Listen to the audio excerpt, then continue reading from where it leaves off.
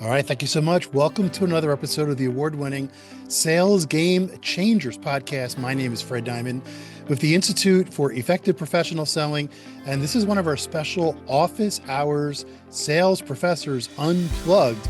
And Ann Sojka from the University of Cincinnati. I'm excited to bring you on here in a second. I want to remind people that we've done over 850 Sales Game Changer shows, and we've done about 20 office hours Sales Professors Unplugged. You can read all the transcripts, listen to all the back episodes at salesgamechangerspodcasts.com. If you're watching this on YouTube, give us a thumbs up. We'd appreciate that. All of the office hour shows can be found on YouTube. And if you're listening on Apple Podcasts, thank you so much. Give us a 5-star review. We greatly appreciate it. So I'm very excited to be talking to Ann Sojka with the University of Cincinnati, and a little bit of Sales Game Changers podcast trivia. Your mother, who also teaches classes with you, was on the show, our Women in Sales show, with Gina Stracuzzi, who runs our Center for Elevating Women in Sales Leadership. That was like in the heyday of the pandemic when we interviewed your mother, but that she's very active in women in sales. So that's where we originally got to her. That was before we started doing the office hour shows. And that was way before we got involved with the University Sales Center Alliance. Every couple of weeks, we post one of these shows. And I met you at one of the USCA organizational meetings. And it's just such a great organization that is helping, obviously, young adults get educated on professional selling, but also providing great value to companies that are looking to hire selling professionals who are ready to go. And one of the amazing things about the young adults who come out of programs such as yours is they're ready to go. They may need to learn the marketplace and the products and, how the company uses HubSpot or HighSpot or Salesforce, whatever it might be. But how you, Ann, and your peers at the USCA are preparing young adults is something that we're really excited about at the IEPS. All right, I got a lot of great questions here. I'm excited to learn more about what you're doing at University of Cincinnati. Give us a brief intro to yourself, and tell us a little bit about the program at University of Cincinnati. What do you offer the young adults who go through your program? Yeah, well, thank you so much for having me, Fred. It's always exciting. It's always a pleasure to talk about one of my personal passions, professional selling. So, a little bit about me.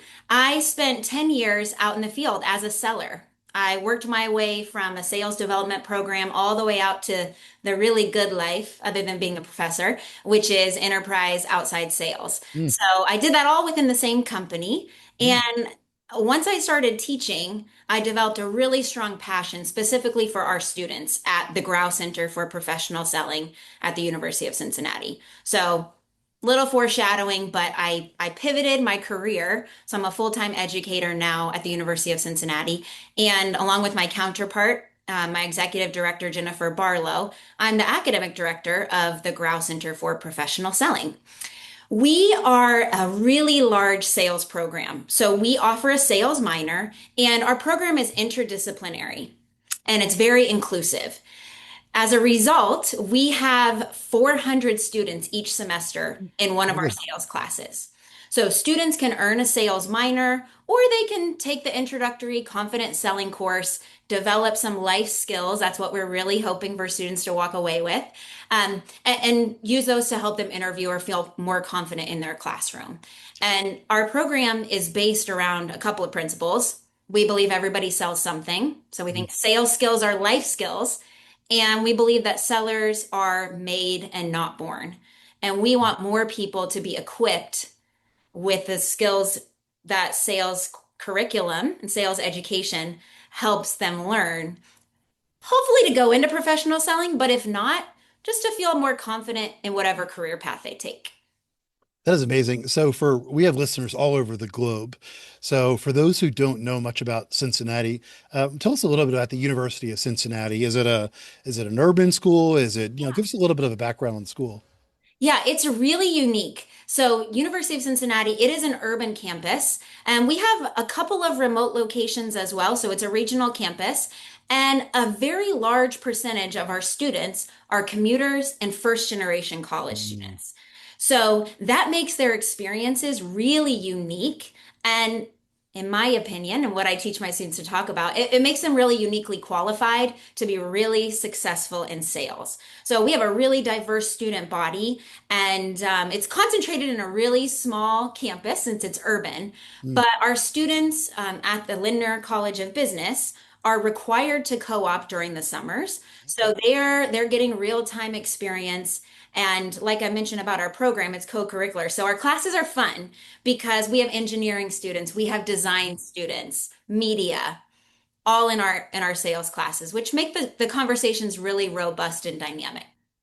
All right, very good. So as you alluded to, you've lived sales from three different perspectives. You were a student, of course. Then you were in sales, enterprise sales for about a decade. And now, of course, you're an educator. Uh, just kind of curious, which experience most influences how you teach today? Mm. My students know this about me, Fred, and you're going to find it out as we have this conversation. I love quotations and mottos. And one of the mottos I impart on my students is that no experience is wasted. Mm, And that's true for me and in each of those experiences that you asked about. As a student, I was part of the Global Sales Leadership Society at the Kelley School of Business. And I joined because I saw a poster that indicated that most marketing majors get their first job in sales. mm, And I said, I want to get a job. That's where most marketing majors get their jobs. I'm joining this club because I want to learn how to sell. It was also as a student where I learned this closing line, how to ask for the job in an interview. And I teach that to my students to this day. I've used it on every interview I've ever had. And it's been a few years since then. So that really influences is my teaching and my passion for my students and teaching them sales. My students love hearing about my experiences in the field. mm. I can talk to them about what it's like cold calling. I did smile and dial 100 dials a day, getting hung up on, and talk to them about the victory and the feeling of accomplishment when you take a deal from a cold call to execution and getting the purchase order. And I get to talk to them about the value and the fun in building relationships. It's really fun being in outside sales because you get to entertain your customers, take them to concerts, Mm. take them to happy hours. And like a doctor, you're on call. So when data centers go down, it's usually not from 8 to 5 on a weekday. So I talk to my students about that. They love hearing about those experiences. And I always keep in mind too, what do I wish I had known when Mm. I was their age that I can help Mm. them get ramped up faster and fill the needs of the partners who hire from our students. So that's a big influence. That's amazing. And I like the way you said you're thinking about, what can they learn? What can you teach them so that they're prepared? And one of the great things that we've learned at the Institute for Effective Professional Selling about what's happening at the USCA universities is you're preparing these young adults to hit the ground running, right? And one of the great things is because of how you're preparing them, the retention that is going to be happening at the companies that do hire is going to be much higher. I'm just kind of curious before we continue the conversation, is there another quote or two? So I have a couple of quotes that I'm a big quote guy as well. My favorite quote that's had even more validity in my life recently is the Henry Ford quote, "If you think you can or think you can, you're right." And I used to think that was just about business. If I think I can get another client or something, but it attunes to almost everything in life. If I think I can get a meeting, if I think I can do this, I'm just kind of curious. Do you have any other go-tos that your student would say and how do you go by Professor Sojka in front of your students or Professor I Ann do. or, yeah, Yes, I okay. go by Professor Sojka, and I have a couple. One huge life motto of mine is no ask, no get. Mm, If you never ask, the answer is always no. And it takes a lot of courage to be bold and ask difficult questions. yeah. But if you don't ask, you're never going to get it. So I try to impart that on my students. And then another one is it's about showing up. And so Mm, I have it on a post-it right here on my desk. It says being pleasant and having a good attitude is a simple way to be luckier. mm, And I love that because as salespeople, we generate opportunities by being nice to be around, by building relationships, being trustworthy, and having a positive attitude. Salespeople, I love salespeople because they're the most optimistic people in the world. They're solutions oriented. They want to help their customers get out of pain and, oh, Mm, by the way, make a lot of money while they do it. So yeah. those are a couple of quotes. My students have fun with this. We collect all the quotes every Mm, semester. We start off our class every meeting with somebody giving an inspirational quote of the day. that's great. I think about one of our clients who said to me recently that his salespeople are really, really good at waiting for the phone to ring. And that ain't going to get you any business, especially now. Again, we're doing today's interview in the summer, midsummer of 2026. And I love that no ask, no tell. And it's like the Gretzky quote, you don't score on any of the shots you don't take. So it's all about doing that. So you alluded to before that sellers are made, not born. What's something you've seen students develop that completely changed your mind about their potential? Well, I mentioned this before. I was selling for 10 years and really didn't have a plan to stop selling. I love selling. If I weren't teaching, I would still be in sales because it's fun, it's dynamic, make a lot of money. But I started teaching at night because there was a need for sales instructors, and I had the experience and I applied and got the job. And it was my first semester of teaching Hmm, where came in 6 to 8:50 at night after selling all day, teaching a workout class 6 in the morning. And I think I'm going to teach these students what they need to know is the sales fundamentals. They need to learn spin selling, how to ask good questions, hmm, uncover customer challenges, and deliver benefits to solve problems. They need to learn how to negotiate and how to close. I still teach my students that. They do need to learn that. But I had a conversation with a student one day that really changed my perspective. And she was one of my brightest students. She asked to meet after class because she's interested in exploring careers in sales. Yes, I love it. It's working.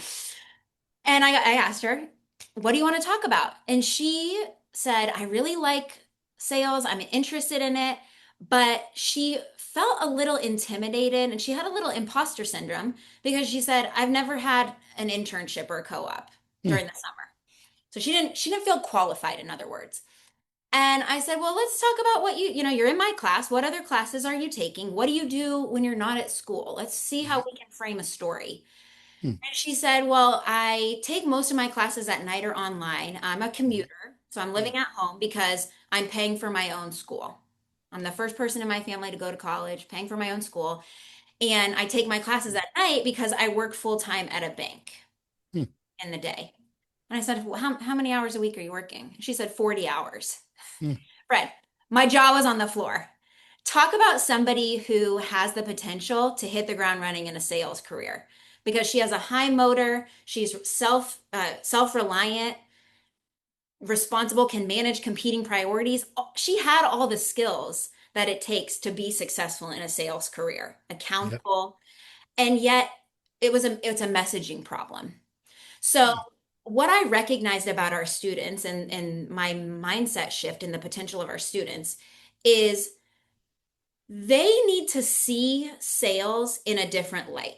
hmm, And so this is why we have our philosophy. We teach an abundance mindset in our sales program, hmm, which is that we are actively dispelling the myth that you have to have a specific sales pedigree. You have to be an extrovert, competitive, cutthroat, pushy, hmm. aggressive, persuasive person to be successful in sales. And instead, what we focus on educating our students with is that anybody can sell. Everybody should learn sales skills. And we help our students develop the confidence to tell their own story to demonstrate the value they can offer potential employers as a seller. So even though I thought I was just going to teach my students technical skills, Hmm. oh my gosh, that's the reason I pivoted to teach to education, why I'm so passionate, because my students are hard workers. I want them earning a lot of money because I know they'll work hard and do a good job and solve problems. And they need the encouragement and see their potential reflected back at them. So a quick follow-up on that. So I'm just kind of curious. And you're right. A lot of people, um, well, we're at the Institute for Effective Professional Selling. So everybody that we work with is a sales professional, typically B2B, business to business or business to government, but enterprise. And we work with companies like Amazon Web Services, Oracle, Hilton, Gardner, etc. So people know that they're in sales. But I'm just kind of curious, when the young adults matriculate, to University of Cincinnati, how many of them are going there to go into your programs? Or when do they maybe have someone who's a friend who took a class and they say, "Oh, you got to take a class with Professor Sojka, and this has been great. I didn't know I could do this." Like you said, a lot of first generation students, so they're probably working maybe different things as compared to, some of the enterprise type sales things that we're talking about here. When do they learn, right? Mhm. When through the 4 years, I presume 4 years, maybe some take longer, et cetera. Yeah. We recruit a lot of different ways. Word of mouth is a big one. I have a lot of students in my classes who say, I'm taking your class because my friend said I need to take it. So word of mouth is a big one. We have a lot of co-curricular organizations that also draw students in. So we have a competition varsity sales team, Oh, and you have to take a sales course to join the varsity sales team because you need to learn how to sell. So that's a big reason. And we also have a sales leadership club, which is a little more open-ended and developmental. I'm a little sneaky and I teach big sections of intro to marketing every single fall. And I recruit for our sales program because mm, I want students, again, we're trying to change the perception in our program. We're doing a really good job of it, by the way, of that there's this one type of person who's a salesperson and that there's one type of sales role.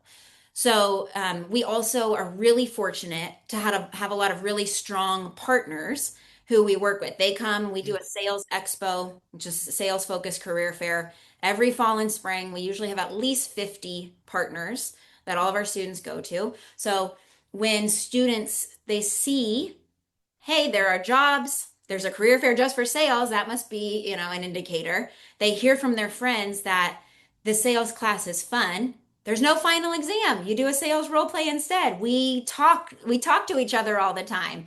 We practice interview skills.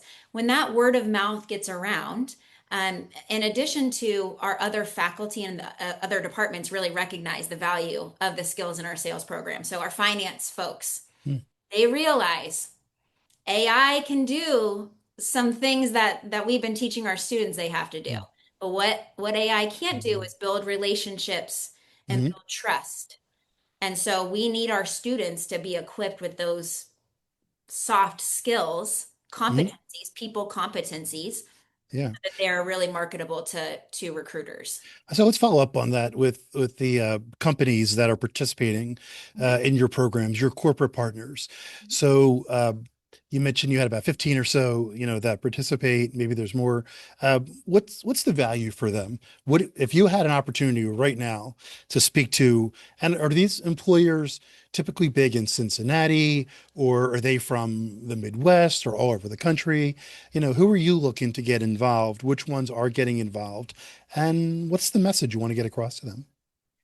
Well, a couple of things are valuable. And one note, in our sales expo, we have 50, so 50 people, companies Okay.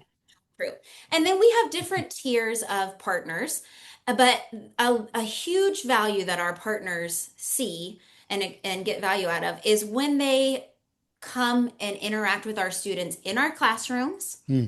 and when they act as buyers in the final sales role plays. So I said there are about 400 students every semester in our sales classes. They all have to do a sales role play, at least one.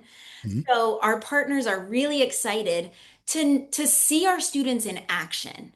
Hmm. And I think that is a big distinction versus hearing a student in an interview talk about how would you build rapport? How would you close a deal? Our partners get to see our students in action.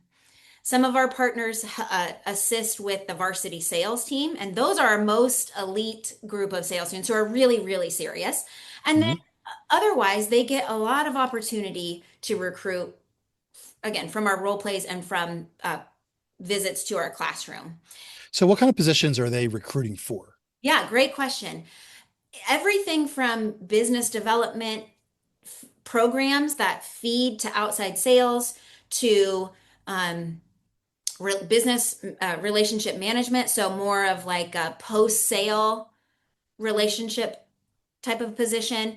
And the value, another good benefit of working with the University of Cincinnati, we're in a metropolitan area. So that gives our students an advantage because they don't have to travel somewhere for their co-ops or internships. We have a lot of big companies that are local who recruit.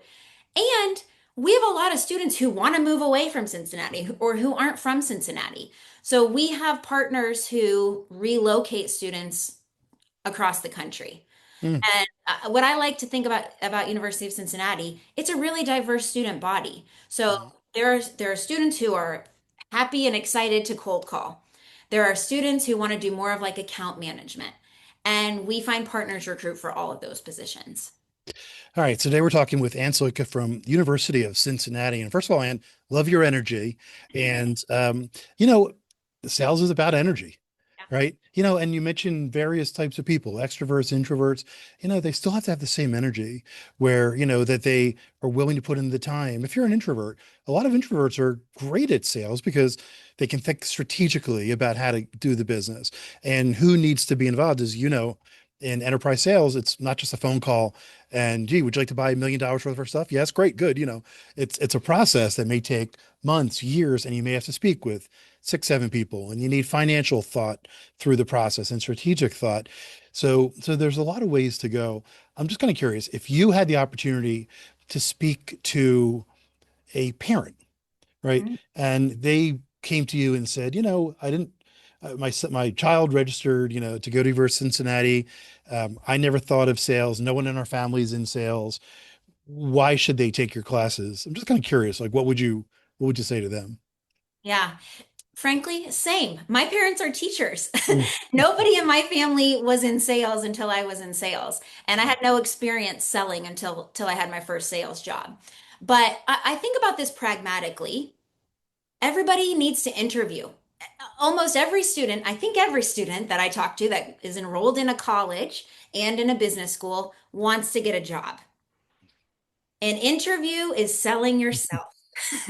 So, if nothing else, if you take a confidence selling class, which is our introductory course offered at least 8 sections every semester, your student will be equipped with the confidence they need and the skills to sell themselves in an interview.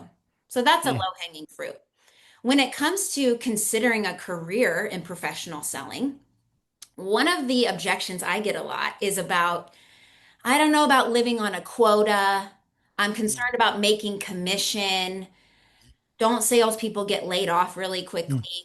And nobody knows the future. But I'll mm, say for myself, I spent 10 years at the same company mm, in sales and progressed from a sales development program to the best job in the world other than teaching, which is outside enterprise sales. I did that for 5 years. I was never laid off and I made mm, a lot of money. And I like to tell my students, listen, I am not competitive. You don't have mm, to be competitive in sales. I am ambitious, mm, and I would describe myself as coin operated. mm, But really, I went into sales because I like helping people. mm, And most of a big philosophy that we have in our business program, in the Lindner College of Business, is that our students are problem solvers. mm. That's what selling is. A good seller needs to know how to ask the right type of questions, Right. uncover a customer need, Yes. and then deliver value to solve Yes. that problem. And by being the seller, you help your customer solve their problem faster and you get to make money. So, Right. I think what we usually add to the end of that is having the skills and ability to be in a position to communicate that yes, value that you uncovered. yes, One of the challenges right now is that with AI, and it's been like this for years, the customer can get whatever information they want to know off of the internet and, of course, of AI. If they want to know your product strategy, they don't need you to come in for a half a day to present it like you and I might have done in our previous roles. But, they could just type in what is the product strategy for, company X, whatever it might be. So as a selling professional, you need to be able to think ahead, right? Where your customer might be going to. And it's not hard to do that, but it requires work. And then put yourself into the ability, the opportunity, I should say, to communicate That value. Ann Sojka, it's been great talking to you. Before I ask you for your final thought, is there or final action step? And I'm going to ask you for one more quote. Uh, is there anything else that you want to get across that we might not have covered today? Well, I hope that I have conveyed a lot of enthusiasm and passion for not only the sales profession, but for the potential of the students in the sales program at the University of Cincinnati. These students are hardworking, like many college students. They're hardworking, they're gritty, they're resilient, and they have what it takes Mm. to be really successful and contribute to student organizations. So I'm really passionate about the potential of our students, and I want to see more young people go into this extremely lucrative, challenging, and rewarding career because I think it's so fun. It's so fun. Yeah, it is the greatest profession. And we talk about this all the time, is that we think the most important job in every company is the selling professional. And there's no jobs for the accountants and there's no jobs for the finance people, no jobs for HR or marketing if things don't get sold. All right, before I ask you for your final action step, do you have one more quote you wanna pull out that you wanna impart upon us? Well, can I paraphrase one? Sure. I want to paraphrase. Um, because this is part of my educational philosophy and it comes from Stephen Covey and it's his perspective on leadership. And this really drives how I interact with my students. And he said that leadership is seeing another's worth and potential so strongly and communicating that so clearly to them that they begin to see it in themselves. Mm. And that's what I see my responsibility as an educator to be. I want my students to see the potential and I want to make it so explicit to them that they see it in themselves and they feel confident to go out and take a risk, try something new. And you know what, Ann, that comes through in today's Sales Game Changers Office Hours podcast. There's no doubt about your passion. And one of the cool things since we've been doing the Office Hours shows is that the educators that we've been speaking to, they want their students to have amazing futures. And we all know that the potential in sales, it's not going to be easy. There's going to be bumps and you may be working really hard on a prospect and they go silent and you're wondering, what did I do? What do I need to do? And you may be making up things about your pipeline. But if you stay with it, if you work hard, if you really put yourself into the athlete's mindset of what should I be doing to practice, right? You do a lot of that. Obviously, you mentioned the teams, and to go to the competitions, you might have to practice a role play like 500 times to get it down. That's one thing that amazed us at the IPS is when we started going to the competitions is how amazing these young adults were. I'll give you an example. I went to a competition where Gartner was the main sponsor, and Gartner does a lot of work with the universities at the USCA. I've been a Gartner customer 10 times. And the students that I saw at the role play, it was the National Collegiate Sales Competition in 2025. Even the worst student was great, Oh yeah. and was even Yeah. better than the best Gartner sales rep that I've seen. Well, Ann, it's been great talking to you. Congratulations on the success and the continued success. Give us a final action, something specific selling professionals listening to today's show must do to take their sales or sales leadership career to the next level. I'd say take action. Hmm. Do it. Fail fast. It kind of ties back into my no ask, no get mentality, which is you can do all the account planning, you can rehearse your pitch over and over again many times, but until you go talk to a customer, you don't know if it's successful. So, oh, I got one more line for you, Fred. Yes. You either win or you learn. And that's what happens when you try. You either get the deal, you get the call, or you learn what didn't work, and then you go back to the drawing board. Very good. All right. Once again, I want to thank Ann Sojka from University of Cincinnati. My name is Fred Diamond. This is the Sales Game Changers podcast, Office Hours, Sales Professors Unplugged.